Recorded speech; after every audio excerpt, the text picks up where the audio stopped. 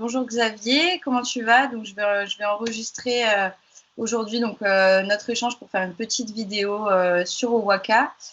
Donc je t'ai convié pour partager un petit peu ton aventure avec nos lecteurs, puisque on partage tous les jours des événements aventures sur notre site et on est notamment le partenaire officiel de la Transanatolia que tu vas faire cet été. Peut-être avant de commencer, est-ce que tu peux peut-être te présenter et nous faire un petit récap de ton palmarès et de tes aventures? Ok. Je m'appelle Xavier Soultret, je suis un pilote de rallye. Je faisais de l'enduro avant, maintenant je me suis mis au Dakar depuis 2014. Donc j'ai monté un peu les échelons peu à peu pour arriver à un niveau pour m'essayer de me battre devant pour des victoires d'étape de course. Et maintenant j'espère pouvoir jouer devant au Dakar, c'est l'objectif que je m'étais fixé en commençant. Maintenant je m'y approche de cet objectif et toute ma vie tourne autour de ça et moi je mets toute mon énergie pour essayer de battre les autres. Et les autres sont super coriaces et j'arrive à les battre parfois, mais tous en même temps, c'est pas encore tous en même temps pendant le Dakar, c'est pas encore arrivé. J'espère bientôt. Du coup, tu as fait pas mal d'événements. Donc le Dakar, combien de fois tu as déjà participé au Dakar? J'ai fait 7 fois le Dakar. D'accord.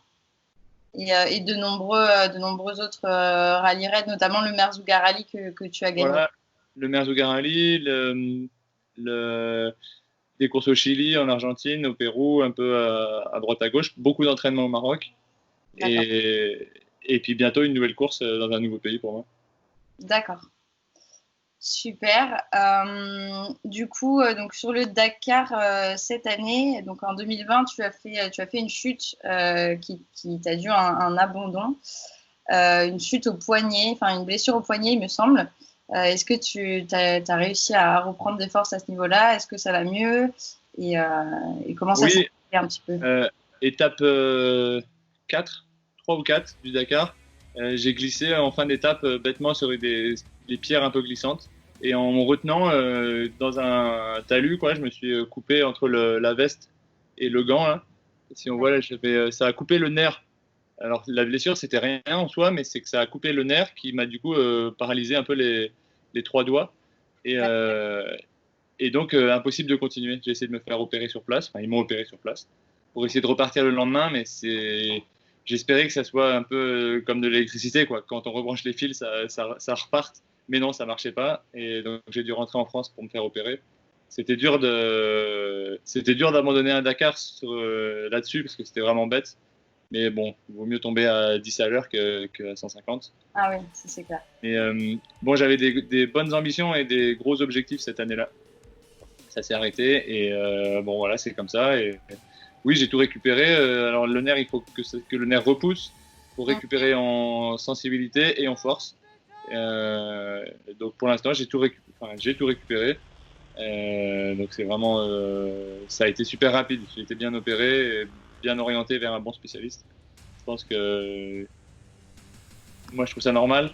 Mais j'ai revu le spécialiste la semaine dernière, il m'a dit franchement, c'est bien. On peut, les repousses nerveuses, c'est toujours délicat, on peut s'attendre à avoir des séquelles. Donc pas de séquelles et c'est cool. Faire partie. Super. Heureusement. C'est dommage des blessures comme ça Eh oui.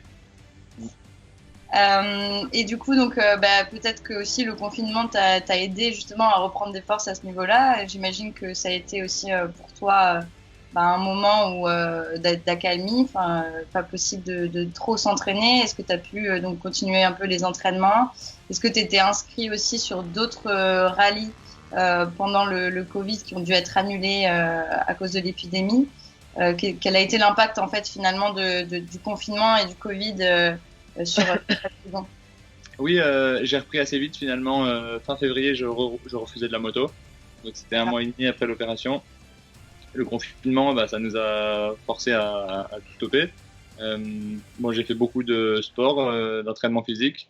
J'ai mon kiné qui habite à 200 mètres de chez moi, donc j'ai pu être dans la salle de sport un peu tous les jours, enfin tous les jours.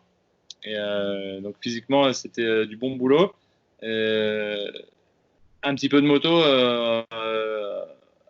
au déconfinement et de plus en plus. Et maintenant, c'est reparti vraiment super intense pour préparer la prochaine course. D'accord. Sur les dernières news en fait dans les médias qui disent que du coup tu as quitté l'équipe officielle Yamaha. Quand est-ce qu'on va en savoir un peu plus sur ta prochaine écurie est-ce que tu peux peut-être nous en dire plus? Et voilà, donc finalement, ça a été un échec ce Dakar parce que on avait des grosses ambitions, et Yamaha et moi, et ben on n'a pas réussi à les concrétiser, donc c'était quand même douloureux pour les deux parties. Alors maintenant, je ne sais pas encore sur quelle moto je vais rouler cette année et au prochain Dakar. Ça sera une Yamaha ou une KTM ou une Honda. Pour l'instant, j'essaye un peu 2-3 motos, je regarde ce qui m'est possible de faire ou de ne pas faire. Et normalement, à la Transanatolia, je serai fixé et je pourrais, j'aurais choisi et je pourrais montrer mes nouvelles couleurs. D'accord. Donc super, donc on en saura plus du coup au départ de la Transanatolia le 15 août. Exactement. Le 15 août, ça sera fixé et je saurai sur quoi je roule. Ok, super. Du coup, donc tu vas participer donc à la Transanatolia cette année. C'est la 10e édition cette année, leur 10e anniversaire. Pourquoi est-ce que tu pars sur la Transanatolia cette année? Est-ce que tu avais connaissance de l'existence de ce rallye auparavant? Oui, ça fait quelques années que j'entends parler de cette course et que j'ai des copains pilotes qui vont faire cette course et qui a l'air bien. C'est une course qui est assez longue, pas mal de kilomètres en spécial, un nouveau pays. C'est pour moi un bon moyen de prendre en main mon nouveau matériel s'il y a un nouveau matériel. Donc c'est un peu pour ça aussi que j'ai cette course en objectif. Et c'est tous les standards des rallyes internationaux sont respectés sur cette course. C'est des longues spéciales, des roadbooks bien faits, bien contrôlés, le système de navigation classique.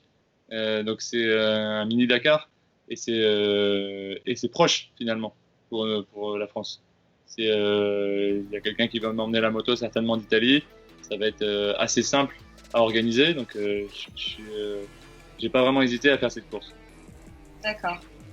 Super. Et du coup, c'est ta première dans ce pays, c'est ce que tu disais tout à l'heure, un Ouais. nouveau.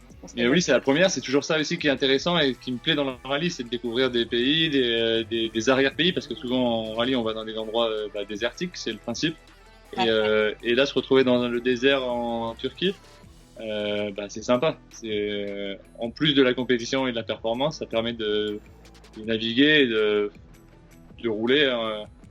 Bon, on n'a pas trop le temps de regarder le paysage, mais ça permet d'être dans des endroits quand même sympas, quoi.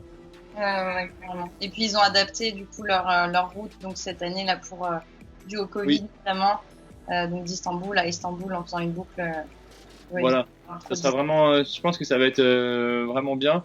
Et et puis voilà, encore une fois, c'est une chance de pouvoir découvrir un pays de l'intérieur avec une organisation qui bosse dans le pays pour, j'imagine, nous emmener dans les endroits les plus sympas, euh, hors des routes, quoi, hors des accès touristiques.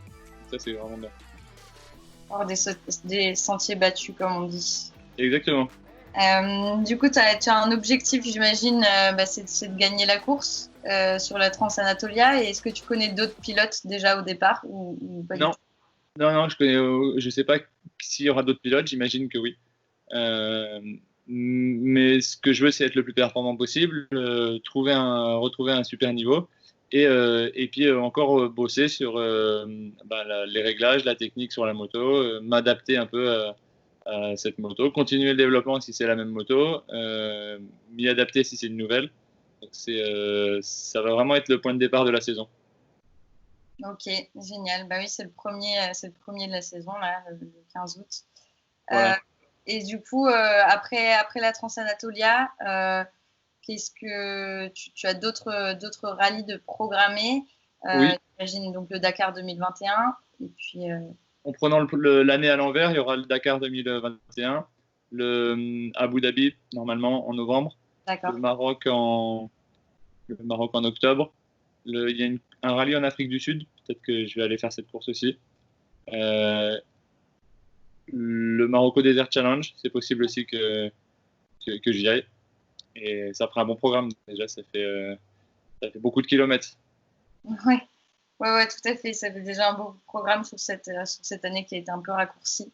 Voilà, si en 6 mois je fais 6 courses, Ouais, bon, c'est bien. Si j'arrive à faire ça, c'est bien. J'arriverai bien prêt au Dakar. un peu, d'accord, ouais. Et puis après, voilà, c'est l'examen final, quoi, le Dakar. Exactement. Je ne sais pas si tu as un message à faire passer, quelque chose à dire. Venez faire du rallye, c'est sympa. Top. Merci beaucoup pour cet échange. Et puis, dans tous les cas, nous, on se reverra donc, au départ du Trans-Anatolia le 15 août. Ok.